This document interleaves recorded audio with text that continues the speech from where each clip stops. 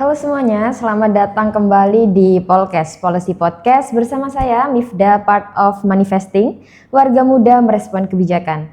Hari ini kita akan ngobrol lagi hal yang gak kalah menarik dari topik-topik kita sebelumnya, yaitu tentang Beyond Western Governance dengan menggali potensi Islamic Public Value untuk tata kelola publik yang inklusif. Jadi teman-teman, topik kali ini tuh bukan soal membahas pemerintahan aja, tapi juga soal bagaimana sih nilai-nilai spiritual itu bisa membentuk cara kita melayani masyarakat. Dan teman-teman, hari ini kita kedatangan sosok yang luar biasa, yaitu Bu Nurul Jamilah Haryani. Dan Bu Nurul ini merupakan penulis dari jurnal Beyond Religious Boundaries, Advancing Non-Western Public Administration Through Principle Again Dynamic in Inclusive Youth Community Service. Halo Bu Nurul, selamat datang. Apa kabar hari ini? Halo, kabar baik, alhamdulillah. Senang sekali kita bisa ngobrol langsung dengan Bu Nurul. Mungkin awal-awal kita perkenalan dulu sekaligus flashback dikit-dikit waktu kuliah dulu. Memang awal karir Bu Nurul ini mengarahnya ke arah mana atau minatnya ke arah mana, dan apakah memang ada proyek-proyek yang udah diminati Bu Nurul sejak awal gitu? Oke, flashback ke zaman kuliah dulu ya. Jadi begini, pada saat saya memutuskan untuk melanjutkan studi, memang ada suatu goal spesifik yang ingin saya dalami seperti itu. Itulah kenapa kemudian saya memilih University College London, karena memang di situ satu-satunya jurusan yang mengaitkan antara innovation dan public value yang menjadi bahasan spesifik yang sebenarnya sedang growing saat itu ya, berada. Jadi mengapa memilih UK secara spesifik, mengapa ingin melanjutkan ke sana secara spesifik, karena memang ada course tersebut yang memang membahas secara mendalam mengenai hal-hal yang anti mainstream. Hal-hal yang biasanya kalau kita di administrasi publik itu lebih mengarah ke western centric, Anglo-American, karena memang akarnya berasal dari sana. Tapi sebenarnya yang terjadi di dunia ini nggak hanya sesuatu hal yang berkaitan dengan western centric. Ada part of the world yang non-western yang menerapkan praktik-praktik yang sebenarnya masuk ke dalam administrasi publik, tapi tidak banyak kemudian dibahas karena influence-nya tidak begitu besar dibandingkan dengan western itu sendiri di dalam literatur begitu. Jadi kenapa milihnya itu? Karena memang wah menarik nih melihat dunia administrasi publik dari lensa yang berbeda. Lalu kemudian di situ satu-satunya yang membahas menjadikan itu sebagai suatu program ya, major, bukan hanya sekedar subjek mata kuliah. Makanya saya kemudian memilih ke arah sana karena memang ketertarikan akan hal yang sifatnya berbeda gitu dari yang mainstreamnya. Tapi kalau dari cerita Bu Nurul dan kemarin saya juga sempat baca jurnal Ibu, itu menarik sekali ya. Bu Nurul ini punya latar belakang yang memang pendidikannya mengarah ke tradisi atau paradigma barat ya Bu, karena kan UK. Tapi Bu Nurul ini menulis tentang Islamic Public Administration yang justru sebenarnya menantang paradigma barat itu sendiri. Kira-kira dari awal itu apa yang membuat Ibu tertarik untuk membahas hal tersebut? Apakah memang ada momen tertentu yang membuat Ibu itu merasa, oh saya harus menulis tentang hal ini? Begini, jadi memang ada sejarahnya kenapa kemudian kok tertarik sih ke yang non-western public administration, khususnya di Islamic public administration. Jadi kalau kita berbicara mengenai administrasi publik itu sendiri, sejarahnya founding fathers kita dari ilmu administrasi publik ada Max Weber ya, semua pasti kenal dengan Max Weber dengan bukunya Economy and Society ya, yang awalnya memang ditulis dalam bahasa Jerman lalu ditranslasikan. Di dalam bukunya itu memang dijelaskan bahwa otoritas itu either tradisional itu yang memang sudah turun-temurun, ya, yang memang sudah biasanya budayanya memang seperti ini, atau karena dia raja jadi maka harus dipatuhi dan lain sebagainya. Ada yang juga sifatnya karismatik nih, yang kedua ya karismatik, di mana karena orang ini memiliki daya tarik tertentu jadi orang mau patuh. Ada beberapa pimpinan publik kan yang memang memiliki karisma. Tapi ketika pimpinan tersebut sudah hilang dari peradaban, hilang juga influence-nya. Dan yang ketiga, ada yang namanya rasional legal, di mana orang patuh karena hukum ada ya, karena diatur di dalam entah itu undang-undang misalnya dan lain sebagainya. Jadi based on rational legal. Nah, rational legal ini ternyata ya, kalau kita baca bukunya Weber sebelumnya itu jauh sebelum lahirnya Economy and Society, Weber menulis mengenai rasional legal yang based on ethical dari sebenarnya Protestan, agama Protestan seperti itu, dan juga mengaitkannya dengan kapitalisme, bahwa sebenarnya masyarakat itu bisa berpikir rasional, ya, bisa kemudian rasional legal tadi, ya, akarnya itu karena nilai-nilai yang ada di agama. Pada saat itu kalau Western, ya, kita membicarakan mengenai Western, memang based on Protestan Catholic centric, karena agamanya yang paling besar itu. Jadi sebenarnya Weber sendiri pun mengaitkan nih sebagai bapak administrasi publik yang mencetuskan modern public administration saat itu, ya, atau modern birokrasi.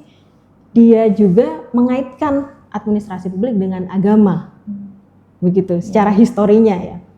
Lalu kemudian karena memang setelah itu banyak dirujuk di dalam perkembangan administrasi publik, ya, dan memang banyak yang kemudian fokus pada Western centric paradigm yang based on Catholic and Protestant tadi, ya, Katolik dan juga Protestan, Kristen, ya, kalau di kita, ya.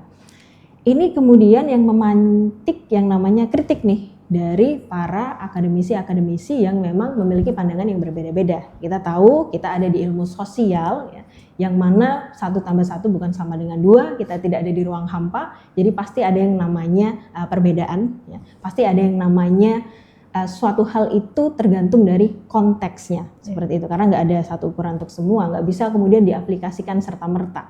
Nah, masifnya administrasi publik barat yang dipaksa masuk ke negara-negara yang memang dari segi kultur, agama, histori, dan lain sebagainya nggak Western centric, ini yang memancing kritik atau perdebatan bahwa nggak bisa kita sebenarnya memasukkan Western centric. Negara-negara non-Western punya tradisinya sendiri, ya. Bahkan dari definisi administrasi publik pun ada banyak perdebatan, ada yang mengatakan bahwa administrasi publik itu harusnya urusan pemerintah aja. Ada yang mengatakan itu pemerintah, what government choose do or not to do, gitu kan. Tapi ada juga yang mengatakan kalau kita melimitasi administrasi publik di pemerintahan saja, kita menghilangkan yang namanya publicness-nya. Publicness-nya itu harusnya berkaitan dengan gimana caranya hal yang dilakukan, collective actions-nya itu bisa mengarah ke public value, menghasilkan nilai publik, menghasilkan benefit untuk masyarakat, common good, seperti itu. Jadi banyak yang mengkritik, nggak bisa limitasi di pemerintahan aja, kita harus membahas mengenai hal-hal yang di luar pemerintahan as long as itu berkaitan dengan publik. Nah, ilmuwan-ilmuwan ini nih, ya, yang kemudian menginisiasi yang namanya non-Western Public Administration Research. Nah, hal yang kemudian jadi anekdot adalah yang menginisiasi non-Western Public Administration adalah orang yang berasal dari Western. Kenapa scholar yang berasal dari non-Western tidak kemudian proud akan hal tersebut, akan hal yang memang berasal dari kita sendiri, yang rootnya memang berasal dari kita.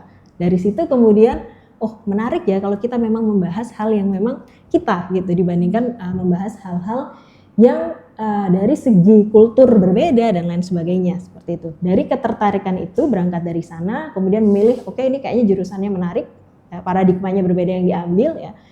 Jadi saya mau memilih itu, ya. Terus kemudian kebetulan juga di jurusan itu ada inisiatif yang namanya Islamic Public Value Project yang didanai oleh John Templeton, ya, yang kebetulan dosen saya yang jadi principal investigatornya, ya, Profesor Wolfgang Dressler. Pernah kesini juga ke administrasi publik tahun berapa ya waktu itu, 2023 atau 2024, saya lupa, sekitar tahun segitu, ya. Karena yang menjadi lead-nya dari riset mengenai Islamic Public Value adalah orang dari Western, ya, orang dari Barat, ya, dengan institusi Barat, ya. Karena itulah yang kemudian mendorong, memotivasi saya untuk kenapa kok nggak terlibat, kenapa kita yang memang dari non-Western tidak terlibat, tidak ikut andil di dalam project ini, seperti itu. Itu yang menjadi latar belakang dan awal mula kenapa tertarik ke paradigma-paradigma yang sifatnya non-Western, walaupun tidak bisa kita pungkiri, ya, influence dari paradigma Western terhadap administrasi publik itu sendiri besar, ya, dan nggak bisa kita kerdilkan for the sake of non-Western, ya. Oke, menarik sekali Bu ceritanya. Kalau dari cerita Bu Nurul ini tadi, saya nangkapnya Jadi Bu Nurul ini ingin memperkenalkan kembali paradigma yang memang sebelumnya sudah pernah dikenalkan Max Weber ya Bu. Jadi bukan sekedar untuk menandingi paradigma barat yang memang sering kita kenal, tapi menghadirkan suatu alternatif paradigma yang berbasis keadilan dan nilai moral dalam pemerintahan. Kalau Weber memang mengakui influence agama Kristen dan Protestan di dalam administrasi publik, kenapa agama lain tidak, kenapa Hindu tidak, kenapa Buddha tidak, kenapa Islam tidak, seperti itu. Lebih ke situ sih. Oke Bu Nurul, kita masuk ke bagian jantung pembahasan kita kali ini, yaitu Islamic Public Administration. Barangkali teman-teman di sini ada yang pernah mendengar soal Islamic Public Administration, atau bahkan baru kali ini pertama kali dengar soal Islamic Public Administration. Dan kali ini kita akan membahas ya, mungkin Bu Nurul nanti boleh dijelaskan sebenarnya Islamic Public Administration itu seperti apa dengan bahasa yang sederhana biar kita semua juga lebih mudah gitu ya pahamnya. Mungkin boleh diceritakan Bu Nurul dan dijelaskan. Kalau kata Genzi bahasa bayi ya. Iya benar. Iya, Islamic Public Administration sendiri sebenarnya begini ya, kalau kita membahas mengenai sejarahnya dan lain sebagainya, tradisi tersebut sebenarnya sudah ada dan cukup besar gitu ya, dan cukup dikenal dimulai dari era Kekaisaran Ottoman seperti itu ya, di mana banyak sekali peraturan-peraturan dan regulasi yang based on apa yang ada di Islam seperti itu. Itu sebenarnya yang menjadi latar belakangnya dari Islamic Public Administration ini. Nah, karena tadi yang Kristen Protestan sudah terlembagakan secara resmi ya sebagai bagian dari public administration, kenapa yang Islam tidak? Padahal dari segi tata kelola, pengaturannya ya, dan tujuannya yang memberikan manfaat untuk publik juga sama nilai-nilainya, atau bahkan ada nilai-nilai yang lebih dari sekedar apa yang ada di agama lainnya. Selain itu, selain Islam ya, kalau kita membicarakan mengenai Confucianism misalnya, ada nilai-nilai seperti merit based system yang memang berasal dari sana ya. Ada juga Buddhism yang lingkungan ya, yang mengintegrasikan lingkungan dan tata kelola, ada Hinduism juga. Karena itu ya, karena agama tadi memang menjadi part of public administration, Islamic Public Administration juga seharusnya sejak lama diakui jadi bagian dari administrasi publik dari segi tata kelolanya seperti itu, yang mengintegrasikan nilai-nilai Islam dalam semua aspek yang ada di sektor publik gitu. Oke, kalau Islamic Public Value berarti kita mengintegrasikan nilai-nilai Islam dalam sektor publik. Tapi Bu Nurul, kira-kira apa yang membedakan Islamic Public Administration ini dengan paradigma-paradigma barat yang memang sudah sering kita dengar di administrasi publik itu?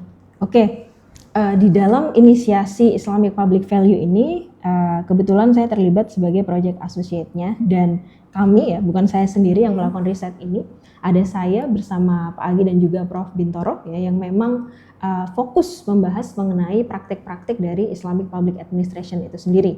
Apa yang membedakan? Kebetulan di jurnal kami lainnya sebenarnya relevan dengan jurnal yang ada di sini. Cuma jurnal ini lebih membahas mengenai pandangan mengenai kelompok Islam, khususnya kelompok Islam pemuda yang selama ini dianggap lebih mengarah ke ekstremis ya, kalau misalnya berserikat seperti itu ya. Tapi sebaliknya malah menjadi bagian dari social welfare itu sendiri ya, menjadi bagian dari public value change. Nah, salah satu jurnal lainnya ya, selain ini, kita memang fokus membahas mengenai Islamic finance seperti itu. Apa yang membedakan dari public administration based on religi yang lainnya? Yang membedakan salah satunya misalnya ada beberapa hal yang sifatnya diatur secara spesifik di agama kita yang tidak ada di agama lain, dan itu bisa menjadi sumber kemaslahatan bagi publik ya, bisa memberikan benefit, bisa memberikan yang namanya public value, Islamic public value yang beda dari yang lain.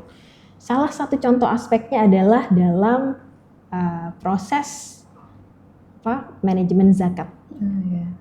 Zakat itu kan kalau di dalam Islam merupakan suatu kewajiban ya, yang harus kita sisihkan dari sebagian harta kekayaan kita. Itu so far dari yang kita pelajari di agama-agama lainnya hanya memberikan opsi tersebut secara opsional seperti itu. Jadi boleh melakukan, boleh juga tidak, bukan suatu kewajiban. Di kita itu merupakan suatu kewajiban, dan kita memiliki yang namanya lembaga pengelola zakat yang diakui secara nasional, baik itu yang merupakan bagian dari pemerintah maupun yang bukan merupakan bagian dari pemerintah. Jadi dari segi tata kelola atau governance-nya sudah ada legal formalnya juga. Ya. Dan potensinya ini sangat besar sebenarnya. Bahkan kita itu menjadi negara nomor 1 yang suka memberi. Ya, jadi ada World Giving Index namanya, indeks pemberian dunia, ya, indeks memberi di dunia. Indonesia itu top choice-nya. Jadi potensi kita besar dan karena itu merupakan suatu obligations atau kewajiban, jadi itu bisa memberikan value yang berbeda lagi selain tadi ya kesetaraan dan lain sebagainya ya. Itu bisa memberikan value bahwa kita harus memasukkan yang namanya empathy di dalam kehidupan kita. Kita tidak bisa hidup sendiri dengan kekayaan kita ya. Kita harus membaginya, kita harus melihat sekitar ya. Kita harus kemudian bisa menjadi bagian untuk mensejahterakan masyarakat. Itu merupakan kewajiban di Islam yang mungkin berbeda dengan agama-agama lainnya. Ada agama yang memang lebih fokus ke lingkungan ya. Ada agama yang memang lebih fokus ke misalnya dari segi perseverance, kayak mencoba untuk gimana caranya suatu tradisi itu bisa tetap bertahan sampai lama ya. Ada yang memang fokus ke arah lainnya yang berbeda ya, rasional, legal tadi ya dan lain sebagainya. Tapi di Islam itu obligation ya. Jadi memang sudah diatur ya dan merupakan kewajiban ya. Dan memiliki potensi yang sangat besar sehingga kalau kita ngomongin Islamic public value itu sudah inherited di dalam agama kita sebenarnya. Oke Bu Nurul. Nanti kita bakal jelasin lebih lanjut ya gimana penerapannya Islamic public value jika diterapkan di Indonesia. Dan Bu Nurul, saya kemarin juga sempat baca di jurnal Ibu itu ada teori yang digunakan principal agent ya Bu. Menarik sekali karena di situ ada gagasan bahwa manusia itu agen dari Tuhan sekaligus masyarakat. Nah, menurut Ibu, gimana konsep tersebut itu bisa diterjemahkan secara praktis dalam pelayanan publik, misalnya ya dalam birokrasi atau dalam lembaga sosial, bahkan di komunitas-komunitas itu? Oke, itu menarik juga ya. Principal agent theory biasanya memang dibahas dari segi seperti ini ya, misalnya ya. Ada prinsipal negara ya, agent-agentnya para birokrat nih untuk melaksanakan apa yang kemudian menjadi perintah dari negara ya. Tapi di sini principal agentnya itu berbeda di dalam framework Islamic Public Administration karena tanggung jawabnya tidak hanya kepada misalnya publik ya, karena dalam konteks ini adalah tata kelola zakat ya yang dibahas ya, atau tata kelola sedekah dan lain sebagainya. Ada banyak sebenarnya ya dari kita, selain yang wajib zakat ya ada yang opsional juga, yang mana itu uang public money kan, kita yang ngasih uang kan ya. Ya, di dalamnya ada yang namanya tata kelola ya. Ada transparansi, kalau misalnya teman-teman melihat di masjid-masjid ada uangnya untuk apa, atau mungkin sekarang di era sosial media banyak komunitas pemuda Islam yang melampirkan keperluannya untuk apa sih dari public funds tadi yang dikumpulkan secara sukarela oleh orang-orang Islam ini ya, keperluannya untuk apa dan lain sebagainya. Itu ada transparansi dan akuntabilitas di dalamnya. Jadi tata kelola administrasi publik dan juga yang namanya tanggung jawab tadi ya, entah itu untuk masyarakat ya sebagai pemberi dana dan juga untuk Tuhan ya. Jadi ada double accountability, itu yang berbeda dibandingkan dengan principal agent theory secara general yang diaplikasikan seperti itu. Biasanya hanya satu dari principal ke agent ya, tapi ini principalnya berbeda, bukan yang tangible person ya atau tangible things, tapi intangible yang mana based on faith Tuhan. Tergantung dari siapa yang mempercayai itu tadi ya, existence dari Tuhan itu sendiri. Oke, berarti sebenarnya Islamic Public Administration itu nggak cuma soal kinerja atau efisiensi, tapi gimana kesadaran moral kita seperti sebagai seorang agent gitu ya Bu, dan gimana kita mengaplikasikan nilai takwa atau nilai amanah itu ke dalam tanggung jawab kita sehari-hari itu. Nah Bu, tadi kan juga sempat disinggung soal komunitas Islam. Salah satu bagian dalam jurnal Ibu itu juga menyebutkan bahwa Ibu menggunakan komunitas Islam ya sebagai subjek penelitiannya itu. Iya, betul sekali. Apakah memang ada alasan tertentu kenapa memilih komunitas pemuda tersebut gitu? Oke, ini menarik sekali. Kalau dalam skema kenegaraan, orang itu mau melakukan yang namanya social service karena dibayar.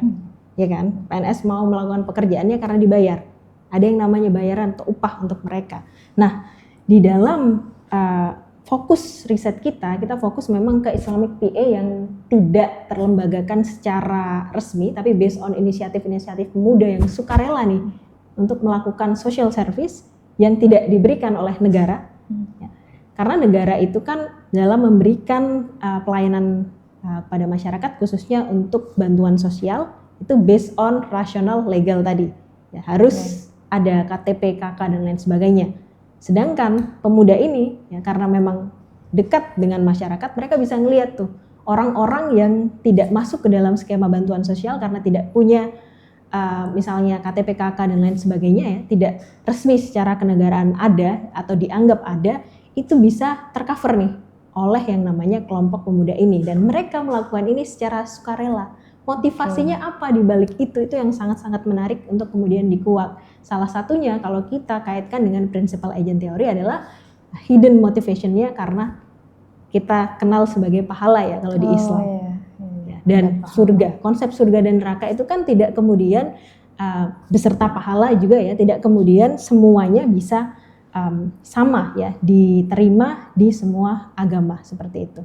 Tidak harus kemudian melakukan pengelolaan itu walaupun ada agama-agama lain yang juga memiliki konsep serupa, cuma di dalam Islam karena ini obligation jadi ada plus poinnya yang mana itu sebenarnya bisa menjadi public funds yang wajib yang selalu ada, never ending ya, tidak based on apakah pada saat itu orang-orang moralitasnya sedang bagus atau tidak, sedang mau sedekah atau tidak, tapi obligation, kewajiban. Jadi pasti akan ada selalu seperti itu.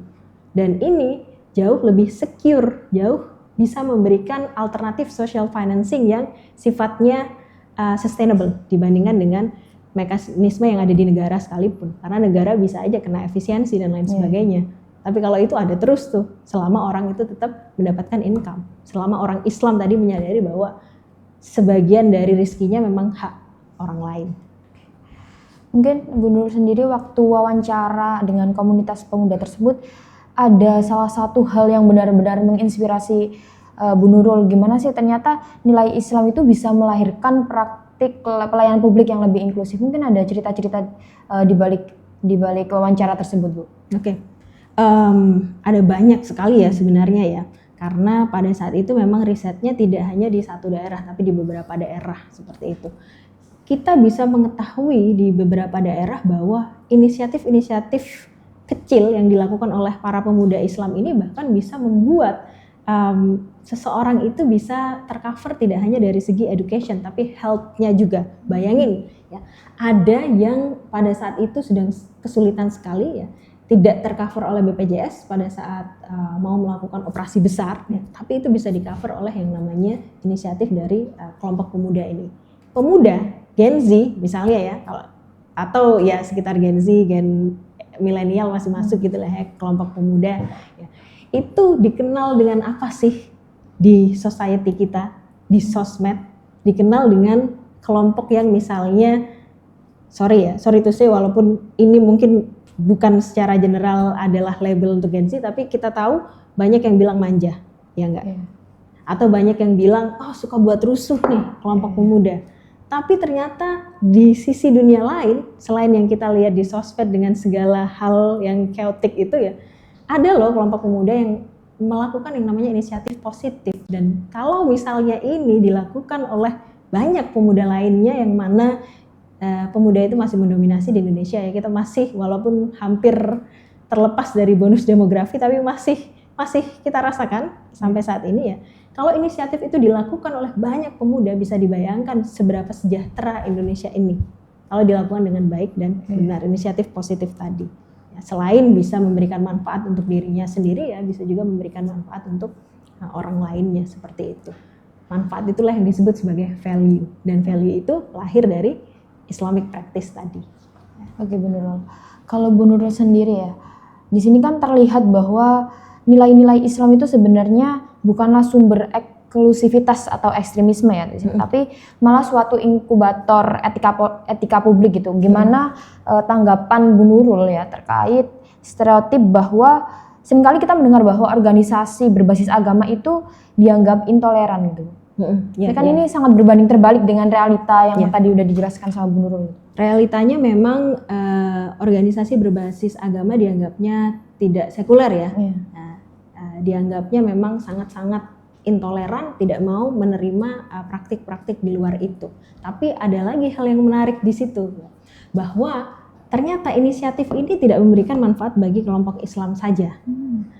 Inisiatif ini juga memberikan manfaat bagi semua agama yang ada di sekitar komunitas itu. Itu yang menarik juga, karena memang di dalam agama Islam tidak diatur kamu harus memberikan kepada orang Islam saja yang sedang kesusahan, yang masuk ke dalam 8 kelompok asnaf, tapi kamu juga harus memberikan ke semua, ya, selain dari Islam itu sendiri. Jadi itu mematahkan stigma ekstremisme, mematahkan stigma intoleran, bahkan ada juga yang dibayarin loh sekolahnya tapi ke sekolah Katolik atau Kristen, karena memang agamanya berbeda dari Islam, tetap karena tidak mampu tadi masuk ke dalam kelompok 8 kelompok yang wajib untuk ditolong ya oleh mereka yang kondisinya jauh lebih baik. Itu tadi, itu bisa mematahkan sekali paradigma yang atau labeling ya yang cukup buruk terhadap kelompok Islam khususnya pemuda, dan nggak selamanya suatu kelompok ya yang berbasis agama itu akan mengarah ke ekstremisme ya, seperti yang ada di dalam pembahasan di seluruh dunia mengenai Islamofobia dan lain sebagainya. Ini bisa loh malah menjadi bagian dari PA yang memberikan yang namanya public value atau benefit terhadap masyarakat dan menjadi bagian dari social security system di dalam suatu negara. Oke.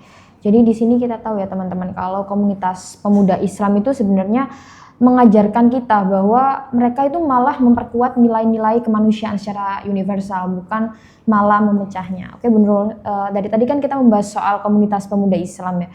Kalau di penelitian Bu Nurul sendiri tuh berarti komunitas pemuda Islam yang ada di Indonesia, benar Bu Nurul? Ya, yang sebenarnya kita lebih mengarah bukan ke yang resmi yang ada di bawah dalam naungan Badan Zakat Nasional dan lain sebagainya, lebih ke komunitas-komunitas kecil yang ada di masjid. Itu nggak pernah loh dilirik atau dilihat seperti itu, dan jarang kemudian dijadikan subjek dalam penelitian bahwa inisiatif-inisiatif kecil mereka bisa membantu 1, 2, 3, 4, 5 orang. Tapi kalau misalnya ada 80 sekian masjid di Indonesia, udah ratusan orang ya, bahkan kita kalau nggak salah masjidnya paling banyak, bisa dibayangin kalau 8.000 sekian masjid misalnya semuanya memiliki komunitas-komunitas kecil, itu ada banyak sekali masyarakat yang bisa terbantu seperti itu. Oke, benar. Kalau dari tadi kita bahas soal yang ada di sekitaran kita ya, yang ada di Indonesia. Kalau kita bicara secara global ya Bu Nurul, apakah memang sudah ada ya negara yang menerapkan nilai-nilai Islamic Public Administration ini secara sistematis, Bu? Misalnya kemarin saya baca di jurnal Ibu itu menyatakan bahwa Malaysia itu menerapkan Islamic Public Administration meskipun masih ada kolaborasi dengan nilai-nilai lain. Apakah memang sudah ada Bu negara yang menerapkan secara menyeluruh gitu, secara sistematis? Ada, kalau dibilang ada atau tidak ada banyak sekali negara-negara Islam yang sudah menerapkan ini sebenarnya. Cuma apakah itu diintegrasikan dalam sistem pemerintahannya, itu yang kemudian perlu ditelaah lebih lanjut lagi. Karena tidak semua negara kemudian meng-acknowledge inisiatif-inisiatif dari bawah ya. Salah satunya mungkin riset yang ada di Maroko itu ya, ada inisiatif dari bawah yang memang based on community ya, teman-teman bisa cek lagi ya, ada istilah mahala dan lain sebagainya ya. Itu yang tidak ter-acknowledge oleh negaranya. Kita untungnya skema zakat itu tadi ya, ada yang diatur secara legal ya, diberi izin resmi, walaupun dari segi pengoperasiannya memang masih diserahkan sepenuhnya tuh ke masyarakat. Tapi ada rules yang harus kemudian ditepati ya dari segi hukumnya seperti itu di dalam negara kita. Jadi kalau ditanya apakah ada yang sepenuhnya menerapkan Islamic Public Administration, ada, tapi perlu kemudian kita lihat konteksnya lebih lanjut, apakah sepenuhnya tadi ini memang benar-benar pure sepenuhnya based on syariah ya, atau ada beberapa hal yang memang di-adjust lagi. Itu yang perlu diteliti atau diriset lebih lanjut. Tapi Bu Nurul, kalau Islamic Public Administration ini benar-benar diterapkan ya secara sistematis, secara keseluruhan, apakah Islamic Public Administration ini benar-benar bisa menjamin bahwa nantinya pelayanan publik atau hal-hal yang berkaitan dengan publik itu bisa berjalan dengan inklusif, bisa berjalan dengan adil dan mensejahterakan masyarakat gitu Bu. Apakah memang sudah ada yang bisa menjamin hal tersebut gitu? Oke, kalau kita membicarakan mengenai jaminan, sekali lagi memang segala sesuatu itu tergantung dari kapasitas individu-individunya ya. Seberapa bagus pun yang namanya Western paradigm ya, seberapa bagus pun good governance, merit system dan lain sebagainya, kalau dari individu-individunya tidak kemudian menerapkannya dengan baik dan benar, ya tidak bisa jaminan itu kemudian ada. Kita bisa tahu di negara kita sendiri reformasi birokrasi inisiatifnya sudah sejak lama ya, bahkan IGAF sendiri sejak tahun 2003, tapi sampai sekarang kenapa kok masih ada praktik-praktik korupsi, praktik-praktik yang buruk ya, yang sifatnya penyelewengan terjadi ya karena individu-individu tadi itu yang kemudian tidak menerapkan nilai-nilai atau prinsip-prinsip dari tata kelola publik yang baik secara baik dan benar. Nah, hal yang sama juga kita bisa analogikan ke Islamic Public Administration tadi. Ada jaminan nggak untuk inklusif dan lain sebagainya? Jaminan 100%-nya nggak ada, karena tergantung dari individunya. Mau tidak dia menerapkan sepenuhnya nilai-nilai yang ada di Islam. Kalau kita membicarakan mengenai inklusivitas, sudah diatur sebenarnya di situ. Dan inklusif ya, tidak boleh kemudian membeda-bedakan ya, semua asalkan dia sudah masuk ke dalam kriteria, bisa kemudian mendapatkan hak pelayanan sosial tersebut. Seperti itu, kalau kita membicarakan mengenai apakah bisa adil ya, semua diatur secara adil sesuai porsinya, ada kriterianya, secara rigid ya diatur di dalam agama kita. Tapi apakah penerapannya 100% bisa kemudian sesuai dengan syariat-syariat yang ada di agama misalnya, atau nilai-nilai yang ada di agama, itu tergantung dari individunya masing-masing. Jadi promise-nya ada ya, masih promising ya, tapi kalau untuk apakah 100% atau tidak ya, itu belum bisa dijawab. Bisa dijamin juga dari individu. Tapi Bu Nurul, kalau Islamic public value ini benar-benar diterapkan ya, misal di Indonesia gitu, mungkin ada nilai keunggulan lain ya dari paradigma Islamic public value ini dibandingkan dengan paradigma misalnya New Public Services atau New Public Management gitu. Mungkin ada keunggulan-keunggulan lainnya gitu. Oke. Keunggulan dari Islamic Public Administration ya. Yeah. Tadi sebenarnya sudah dijelaskan salah satu keunggulannya mungkin dia lebih sustainable seperti itu ya. Selain itu, ini sebenarnya cocok ya kalau dari segi tata kelola yang dibahas dalam riset saya ya, khususnya tata kelola social service atau pelayanan sosial seperti itu.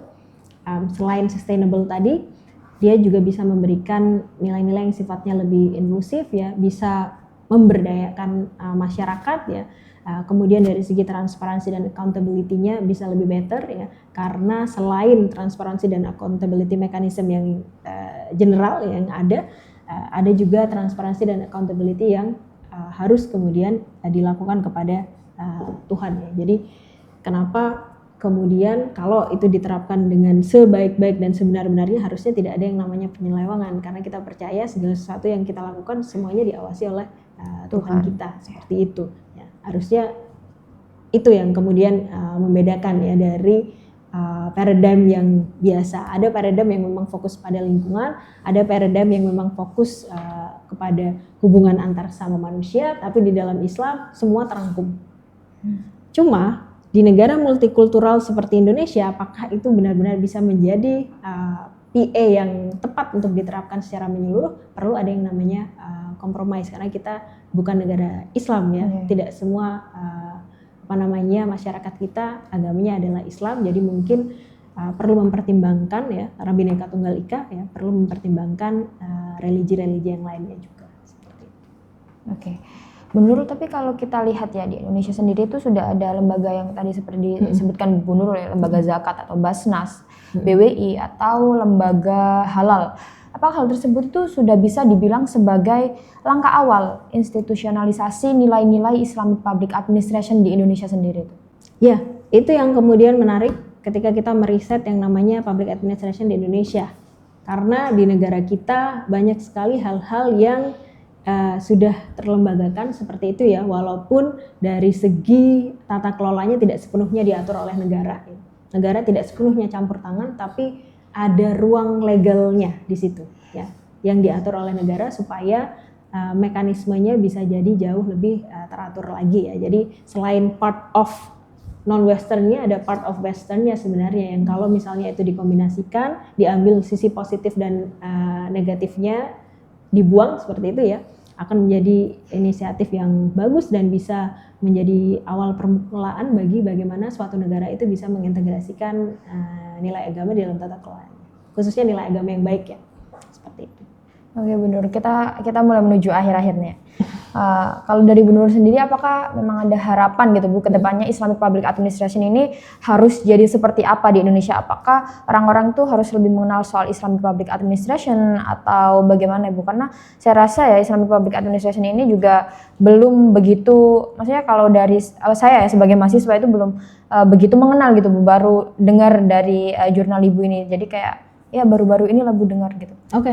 Ya, untuk mahasiswa-mahasiswa administrasi publik ya, atau mungkin mahasiswa lain ya, selain di bidang administrasi publik yang memang tertarik untuk mempelajari administrasi publik, ada baiknya untuk kemudian melihat paradigma yang berbeda, karena selain itu melatih critical thinking kita, juga bisa menambah wawasan kita ya. Kalau selama ini kita terpaku pada textbook Western administration ya, kita cobalah melihat yang non-Western administration seperti itu, untuk melihat bahwa di administrasi publik itu sebenarnya tidak hanya Western aja loh yang ada. Ada bagian-bagian di dunia ini yang juga bagian dari administrasi publik yang perlu kemudian dipelajari lebih lanjut, atau bahkan mungkin ada di sekitar kita. Ya, karena itu part of negara kita juga, seperti itu. Ya. Apalagi kalau kita berasal dari non-Western countries, ya, kita harus bangga kemudian dengan administrasi publik yang berbeda dari apa yang ada kebanyakan di textbook. Jadilah bagian dari inisiatif administrasi publik non-barat. Teman-teman bisa membaca lebih lanjut ya mengenai inisiatif Islamic Public Value ya. Bisa melihat, nanti mungkin editor ada di website islamicpublicvalue.org ya. Di situ bisa melihat perkembangan dari inisiatif non-Western Public Administration khususnya untuk Islamic Public Value ya. Bukunya, jurnalnya, kita upayakan semuanya open access, karena menurut kami ya, sebagai bagian dari project Islamic Public Value, pengetahuan itu harusnya dibagi ya, bukan kemudian dilimitasi ya. Tidak harus membayar sesuatu untuk kemudian bisa mengetahui hal-hal yang lebih luas lagi. Jadi insya Allah open access ya, dan teman-teman bisa membaca lebih lanjut salah satu karya kami di dalam jurnal Haldus Kultur seperti itu, atau administratif culture. Jadi cobalah memulai melihat paradigma-paradigma yang berbeda, melihat dari lensa yang berbeda, supaya kita bisa mengetahui hal yang lebih luas lagi tentang dunia administrasi publik. Oke. Mungkin nanti editor bisa dicantumkan ya jurnal Bu Nurul juga yang kita bahas di hari ini. Obrolan kita hari ini benar-benar menarik, membuka wawasan bagi saya juga. Mungkin nanti teman-teman yang nonton juga semoga wawasannya semakin terbuka terkait dengan Islamic Public Administration. Terima kasih Bu Nurul atas waktunya, atas insight-nya yang luar biasa. Semoga ya konsep Islamic Public Administration ini bisa jadi inspirasi kita ya, inspirasi Indonesia juga untuk membangun birokrasi yang lebih adil, lebih transparan, dan berlandaskan nilai-nilai kemanusiaan. Buat teman-teman pendengar, semoga episode kali ini memberikan perspektif baru bahwa melayani masyarakat itu bukan cuma urusan sistem, tapi juga soal urusan hati nurani, tanggung jawab kita kepada Tuhan, tanggung jawab kita kepada masyarakat. Dan ya semoga nantinya kalau Islamic Public Administration ini bisa diterapkan dengan baik, akan membawa kesejahteraan bagi kita semua. Oke teman-teman, saya Mifda, sampai jumpa di episode berikutnya, dan jangan lupa jadilah agen perubahan yang bertanggung jawab, bukan hanya kepada manusia tetapi kepada Tuhan kita semua. Terima kasih Bu Nurul atas kehadirannya hari ini. Sampai jumpa.